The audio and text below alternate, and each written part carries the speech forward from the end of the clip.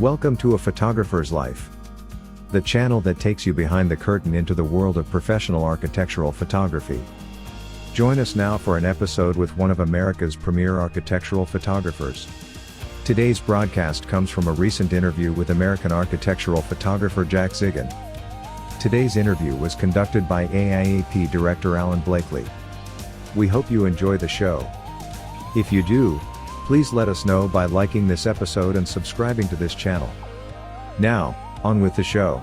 Good morning and welcome to Photographer's Life. We're happy to be talking this morning with Jack Zigon, and he's a Philadelphia photographer, veteran architectural photographer. And welcome, Jack. We're glad to have you on the program this morning. Thanks, Alan. It's good to be here. So, Jack, I'm curious to know, before we get too far into this, as far as the nuts and bolts of photography, that why in the beginning photography? What drew you to this medium, or has it always been something that you've done? Well, my father was a leather craftsman. He worked for Bella, Pennsylvania, but he carved leather and shot photographs for the articles that he published, how-to articles. And he gave me a camera when I was 12, and I started playing with it, and I loved it. And then when I started running a publishing firm at one point, the graphic artist offered to teach me. And so in my 20s, I had a professional take me down the road of how to do film photography. And so I was, pretty much hooked on it from an early age. I did a lot of landscape photography and actually sold prints for years. But found it really wasn't all that good way to earn money. I said, okay, that's fun. I'll do that for fun and I'll sell prints whenever. But, there's got to be a better way to do this. So, no, I've been doing it for, 40 years. And because I've got an engineering background also, I just love the built environment. I love designing things. I love building things. And capturing it on digitally is it's just a blast. I love it. Interesting. Let's back up just a little bit there, because it sounds like you had some professional experience before you decided that you were going to be a photographer. And can you kind of take us down that road as to what your professional life has looked like from say from college on? Well, this is my 7th career. Okay. Not my 7th job, my 7th career. Each one has been different, but there's a theme. I ran a publishing firm. I was a management consultant. I sold computer hardware. I had my own management consulting firm for about 18 years. I worked as a Jewish community relations lead. I did public relations work for Israel. And finally, I ran internet marketing for Comcast Business and grew that to like a $1.6 billion division. Mm-hmm. And then they decided they didn't need me anymore. And, so I became a professional photographer. Okay. So the theme is technology, building things, doing something new, learning constantly. Yeah. But yeah, I've done a few things over my careers. So it sounds like your interests have kind of touched on, tangents of photography the whole way through, and technology and those kinds of things. The publishing firm was just an opportunity to work side by side with another professional who happened to have the skills. I was running marketing and product development for the company. And we happened to be in an old restored mill next to a waterfall. My office looked out in the woods. And so I was constantly bringing my camera and taking photographs of the water wheel and the waterfall. And I was up in New England. And I just loved taking photographs. I always had my camera with me. So it really wasn't tied to the publishing firm necessarily, but that person had the skills, and I wanted him to teach me. And I'd go shoot a roll and would put it on the light table, and he'd say, "Well, what were you trying to do here?" Uh, Real I'll gentle. tell them, and they go, "Well, you didn't quite do it. Mm, Here's what you needed to do." I'd go interesting. out and shoot another roll. That's great. One thing that occurs to me is that your business acumen has served you well as a photographer. You've got Mm. a track record as a very successful businessman.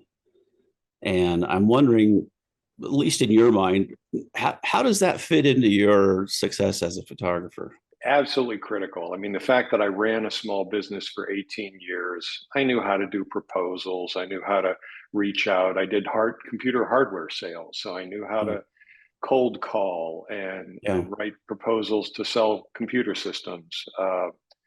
So it's been a natural, because I did internet marketing at Comcast. It was like, okay, I need the email addresses of 1,800 architects in Philadelphia, Yeah.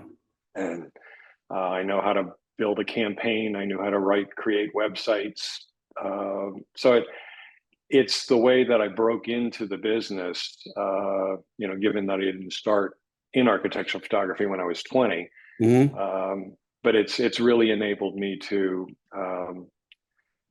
you know pick who I want to work for, target them, and how to reach out to them in paper, by mail, in email, by phone, in person, until I close the deal, and Yeah. and then satisfy them, and get another job from them. So yeah, and just collections, how to make sure you get the money up front, uh, all of that stuff. All those Of things. course, there are some twists like licensing. Mm-hmm. I've published 3 books, so I understand intellectual property and making sure that you get paid for your work whenever somebody uses it without paying for it. And Mm-hmm. so I understood how that worked. I just had to figure out how to do it with photographs. And Yeah. thank you for letting me know about Pixie. My That pleasure. worked really well. I'm glad to hear that. This is an interesting subject, and we seem to talk about it with all of the photographers that we've interviewed so far. And it's about, for me, what the curriculum was that you either consciously or unconsciously went through for yourself to bring you to the point where you're a successful architectural photographer. And I've yet to interview anyone who started out in art school and ended up, as a successful architectural photographer with a national reputation or international. That is not a logical continuum, and so I'm interested to know how that worked out for you. If you were, did you start out thinking at some point that you'd be where you are right now? Absolutely not. Okay. Absolutely not. And every 3 years, I wanted to do something different. Okay. And so having my own business allowed me to do that. Um, and so that's the other theme, that there's been constant change, constant learning. Mm. Um, when I was running the publishing firm, that gave me an opportunity to learn direct mail marketing, Okay. accounting, business management in general, and then I learned sales in computer sales, figuring out how to prospect and how to cold call. Each of the things that I've done built Mm-hmm. and taught me things. Usually, the school of hard knocks. Yeah. I didn't get an MBA like my son. So I don't know it from a formal standpoint, Mm-hmm. but I've tried 1,000 things. I've failed at 900 of them, but 100 of them have worked. Yeah. And so Sounds like very well. Yeah. it, and I've always been a technical person. Okay. I've been using Apple computers since they were called Lisa. Mm. So that's been Yeah. 40 years. Wow. I had one of those on my You had a desk. Lisa? Oh, okay. I had a Lisa. So it's a natural thing to always be. And the camera I've got is a computer with a lens on the front of it. I mean, it's Yeah. Yeah. and a very powerful computer at that. Mm. So it's the kind of thing that um, I think it's important to, I learned at an early age, you had to learn business, you had to learn marketing, and you had to learn your trade, whatever that was, whatever that specialty was. And I've had a chance to learn how to run a business, how to do marketing. And this is the latest trade that I've worked on very hard over the last 9, 10 years, to have the skills to be able to, perform well for architects, developers, and so on. But it was only adding the photography skills on top of other things that allowed me to be successful as a photographer. Yeah. So you're telling me that you've only been doing this for 10 years as an architectural photographer? Yes. Is that accurate? Okay. Because I've been to your portfolio a number of times, and it doesn't look like somebody who's been in the business 10 years. So you look like you've been well, thank you. your whole life. And your work is amazing. Well, I do have, there is a photograph right here that is the first architectural photograph I took probably 45 years ago. Okay. It's a barn. I will say the landscape photography taught me a tremendous amount about how to deal with light. I can't control the sun, but I had to know where it was, when it was going to be, where I wanted it to be, what the quality of the light needed to be, and then how to use Photoshop and all the layering that's necessary to produce beautiful landscape photographs. In fact, I've been hired as an architectural photographer because of my landscape photography. Interesting. I had one guy tell me specifically, because of what he saw in my personal work, that's why he wanted me to shoot his buildings. That's great. And so I've kept that on my website. Other people have told me, get that off of there. That's not important. Obviously, so those skills, yeah, those skills really helped when it came time to capture the built environment. That's interesting that you should say that. There's a number of people that, in the AIAP who spent time taking workshops like, years ago, the Ansel Adams, or, people since then, John Sexton and other people like that. And there's not a building in sight for those workshops, but what you're saying about understanding the light seems to be the key to that. That you understand quality of light and time of day, and those things are so critical that you just don't roll up on a building and make a great photograph. It takes some planning and some intuition and some understanding of what that environment's all about. And so that's interesting. It just occurs to me now, the fact that I've had this conversation before, that it's really something about landscape photography that gives a person a certain intuition about architectural photography. And it's also the vision thing. We talked about in the last meeting, that knowing ahead of time what photo I was trying to create, and therefore I wanted to be in this position at this time on this day. And my sun seeker software would tell me the sun was going to rise right here. I'm sitting there in the dark, waiting for the sunrise to come up. But I had in my head, this is the photo I'm trying to capture, and I've scouted it the day before, and so that's the same as I used to with architecture. Except it was not nature that built it; it was some woman or man who decided to design and build this. Yeah, and I think that this is a little bit divergent, but I think that's one of the things about landscape photography that people may not really understand, those who do it at such a high level. It's not just, it just happened that you were there at that time.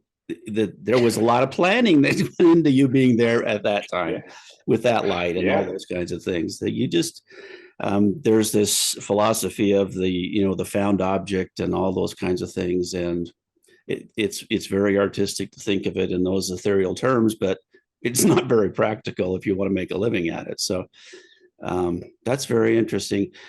I'm kind of struck by the fact that your business and technology background is so key in what you do, that there's that component which you're very strong at, but you're obviously very strong as a talented photographer. You know, that's talent's not something you teach, and it's not something that you necessarily can learn. You obviously had some inborn understanding, and you developed a vision that lets you meld those two things together, so that as a businessman, you were able to couple that with your talent and love of photography and make a go of things, because not many people after 10 years are at the spot that you're at now. So that's remarkable. Well, it's almost as if I have a compulsion to take photographs. I mean, as I was in New York City yesterday with my wife, visiting the Museum of Modern Art and the. Oh, don't tell me that. Yeah. I was in the snow in Utah, so I'm walking through town and I'm taking pictures with my brain. I'm seeing compositions constantly. I'm watching the shadow. And I did bring a camera, and you know, it's a little Fuji that I, you know, point and shoot 100V. But I'm taking pictures constantly with my brain. And sometimes I wish, you know, I had the camera up to my eye whenever I take the picture, because it's gone the fleeting moment. You know, the person was there, and the light was there. But I'm constantly seeing things as if I were photographing them. Just while I'm walking down the street or looking out my window right now, I'll see how the light is hitting the plants and the fence, and I'll be thinking, oh yeah, there's a vertical shot there. We could, you know. Interesting. So I'm sort of wired that way. Yeah. And this is giving me an opportunity to use it in a way that none of my other really careers did.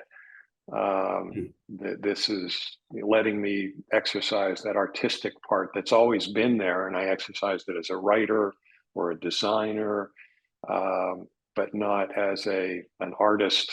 You know, the landscape photography, you know, notwithstanding. So, and I can do it, and somebody will pay me for it fairly well too. Yeah, that's remarkable, isn't it? Well, it's interesting. Photographers, I think, are such a unique blend of right and left brain strong points, and well, successful ones. Let's say that. I've seen some remarkable photography from people who work at Home Depot. You know, they can't make the things work together, and but they can't do it consistently either. But and I'm sorry, Home Depot, if anybody from the corporate is listening. That was just an example, not meant to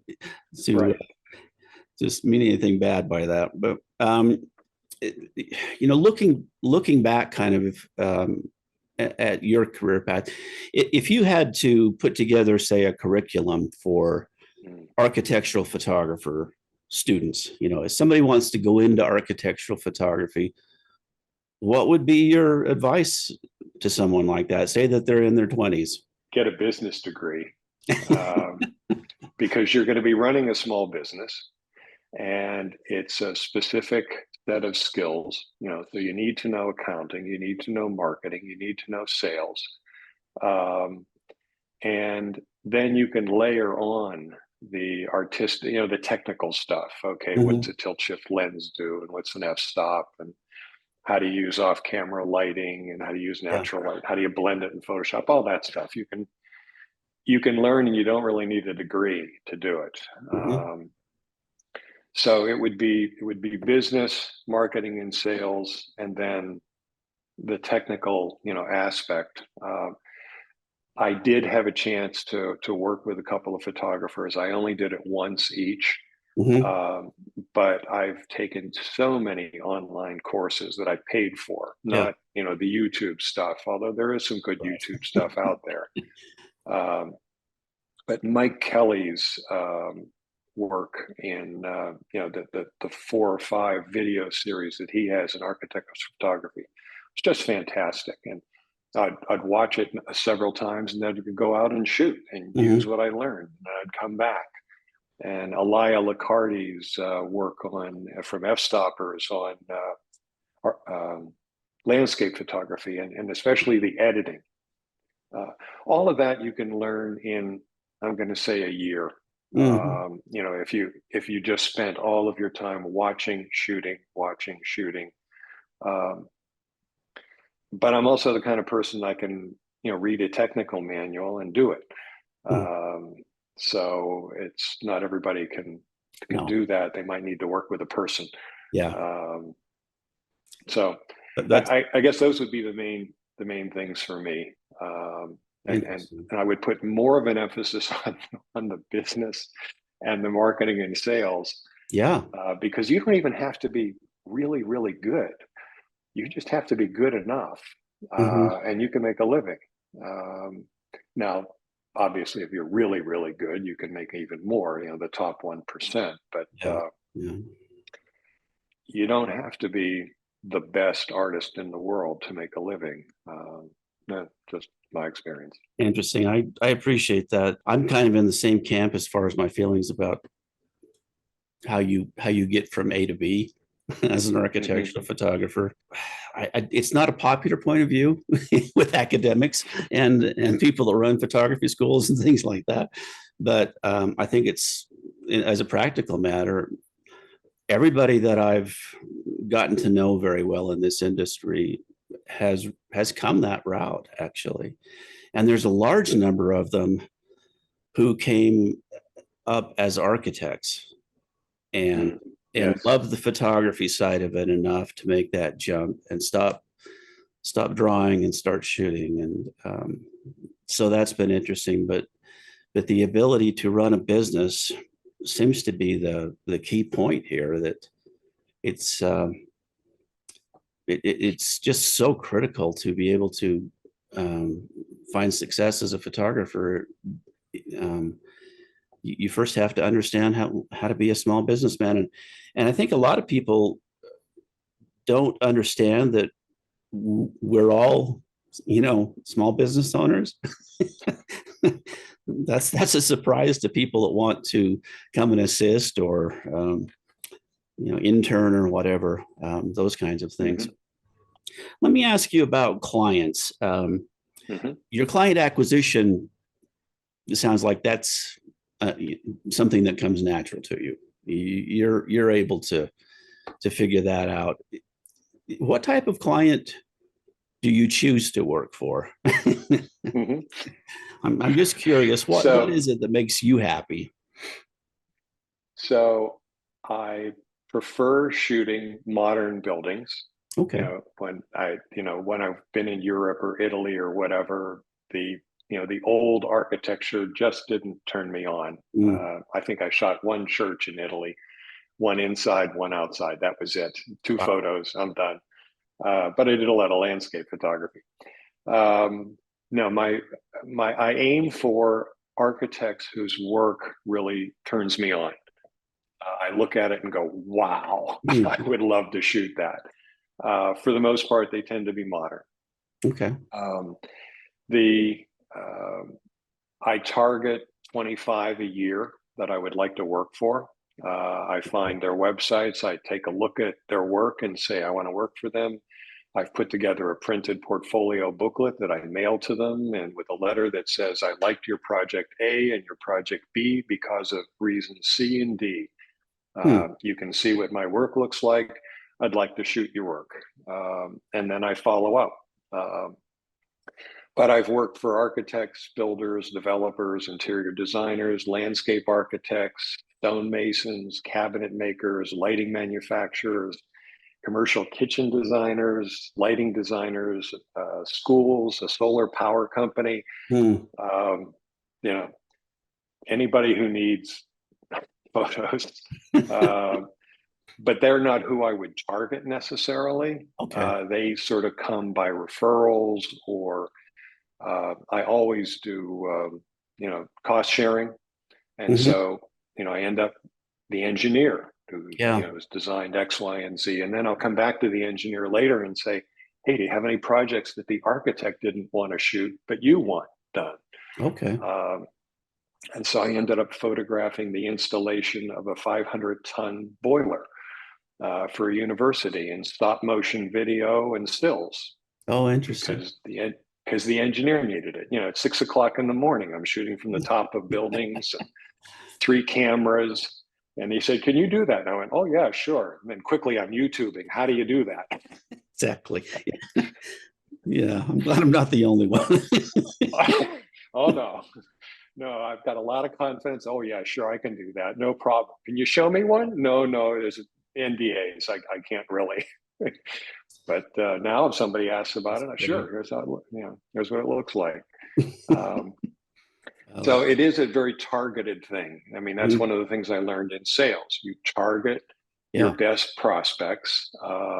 And for me, it's their work turns me on. I look at it and go, wow. I'd like to shoot stuff like this. I love mid-century modern residential homes. In fact, there was one woman who specializes that here in the city, and so when I did real estate photography, I was her go-to person, and I loved every job I got from her. That's great. And so, does that answer your question? It does. I rambled a bit. Yeah, and I hear different things from different people about that, but in my mind, if something is visually interesting to you, it's always easier to shoot that. And it's easier to do great work in a situation where you really enjoy what it is you're photographing. And for the most part, that is the case for a lot of what we do.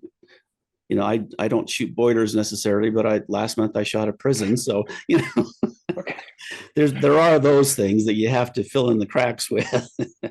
Absolutely. No, I've shot boring things. There's no doubt, but and I wouldn't have targeted the boiler.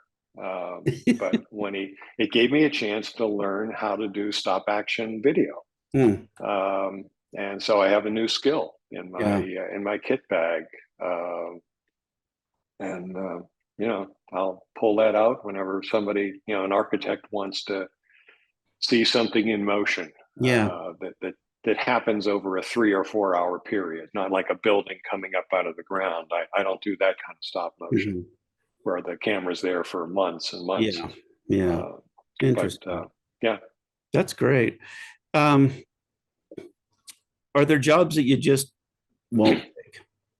Maybe you shouldn't tell me this. I don't do real estate photography anymore. Okay. That business, I built it up. I trained my son and turned the business over to him. Oh, great. And there is one realtor that if she asks, I will shoot for her. Okay. In fact, she asked last week and said, a friend of yours is selling their house and they've requested you. Will you do it? And I said, I promised you, because you helped me start my business, I would forever. If you ask, I will shoot. And she knows that. But I don't do real estate listings anymore. They don't pay well. They want too much, too fast. I can do it in my sleep, but I choose not to. Yeah, that makes sense.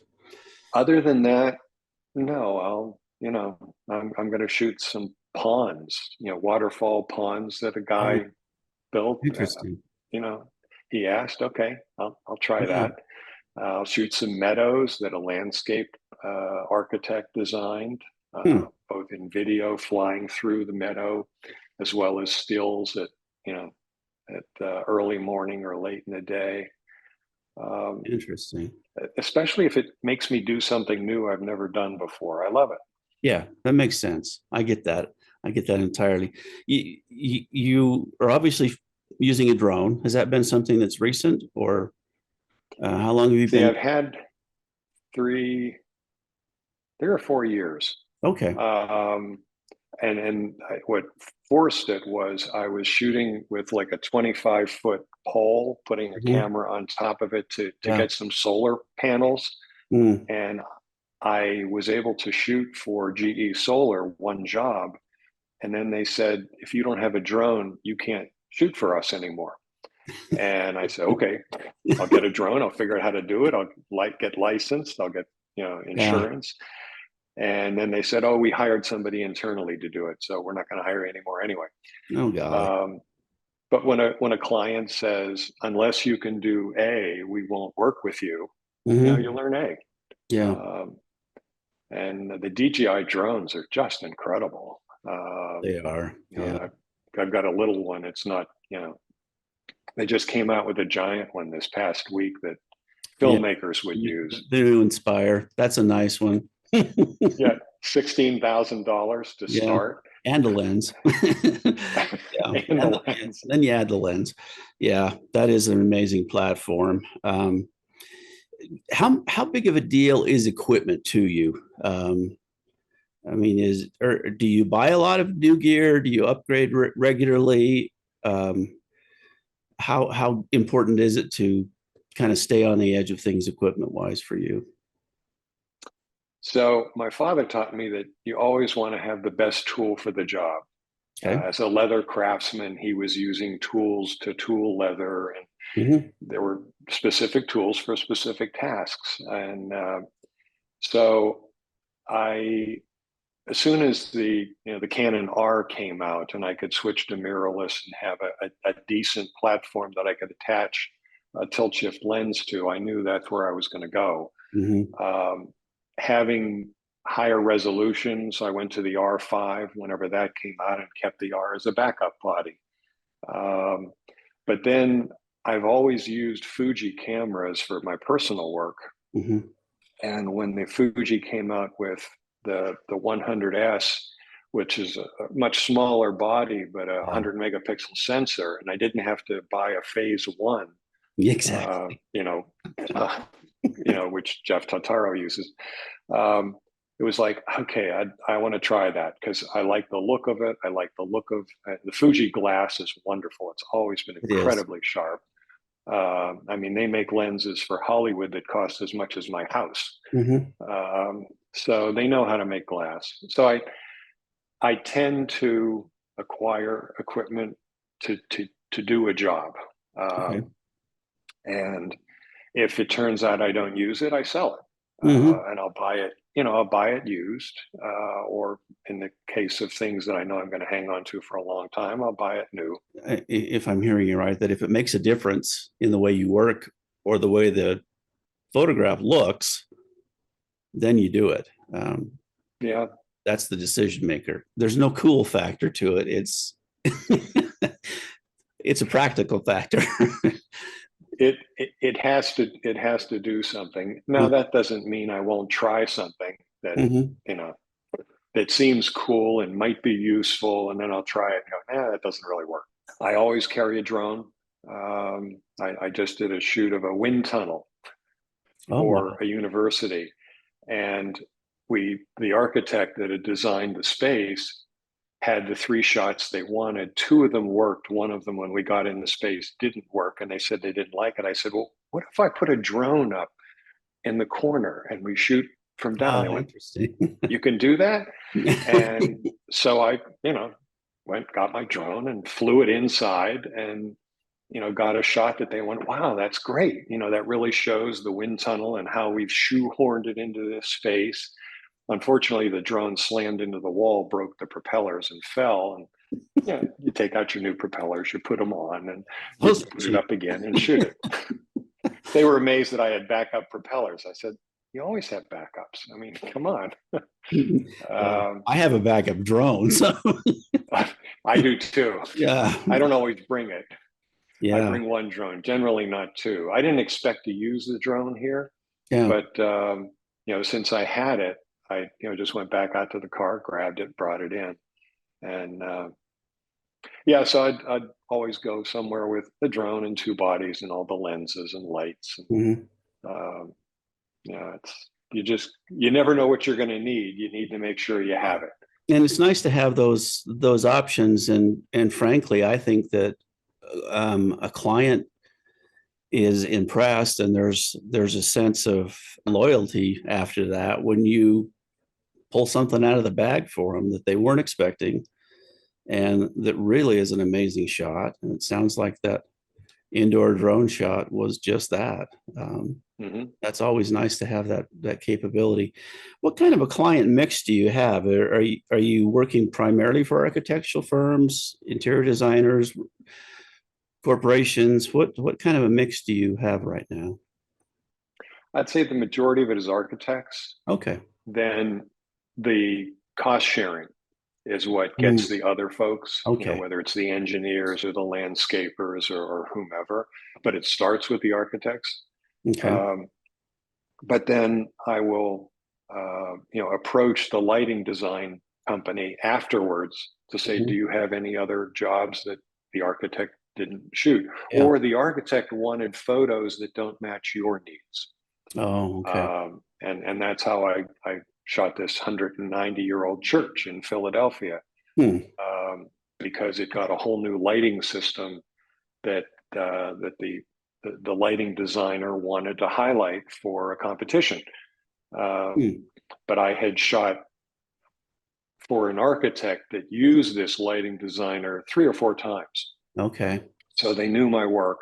And when I said, hey, do you have something else? They said, oh yeah, we wish we could shoot this church. The architect only cares about their renovations. They don't care about the lighting. And so yeah, it starts with architects, but then branches out because of all the other players that are involved in designing and building the structures. That's interesting that you had that conversation. I think that's a missed opportunity for a lot of photographers, that they don't have the conversation with the other players on a project. And a lot of the time that would mean that you needed to maybe make that shoot substantially larger than it was going to be for the architect, say, if you have that conversation ahead of time. But like you say, then you've got these other jobs that you add on the back end, and those are a bonus situation like that. Would it be safe to say that when you target new clients or people you'd like to work for, that those are primarily architects then? Yes. Okay. Absolutely. That and then they are it feeds off of them. That leads me to a kitchen designer. But the architect brought me in to shoot the renovation of the house, and the kitchen designer said, no, we want this for our portfolio also. So it's starting with 25 architects who are doing work that I want to photograph. And so it's nice whenever I go to them and say, I love your work. And by the way, I've shot a few of them. You want to see? Yeah, that doesn't hurt either. How much is pricing a factor at this point in your career? Do you find yourself concerned a lot about what that price point is that you charge, or are they hiring you more because of the work? Or how does price factor into that? I have lost jobs because they've said I'm more expensive than the person they used, and that's fine. I'm willing to walk away from that. I would like to be hired for the look, for the vision, and have somebody say, well, a couple $100 one way or the other doesn't matter. I know you're going to produce something that's beautiful. So somebody who says my prices are too high, I'm like, okay, here's some other photographers you can contact, go and be well. I like that. Yeah, that's not an issue that I'm really concerned about. And it's interesting that you say that, and I kind of want to punctuate that, because there's a lot of talk, a lot of email that I get personally, people asking about price, other photographers, let's say, and wondering, am I charging too much?